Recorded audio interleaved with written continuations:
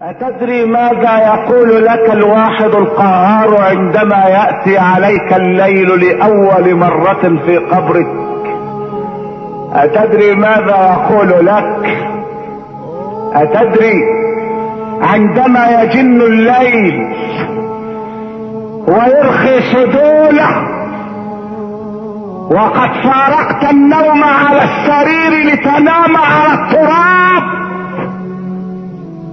وتركت الزوجة والأولاد لتنام وحيدا فريدا، يقول لك الواحد القهار: عبدي رجعوا وتركوك وفي التراب دفنوك، ولو ظلوا معك ما نفعوك ولم يبق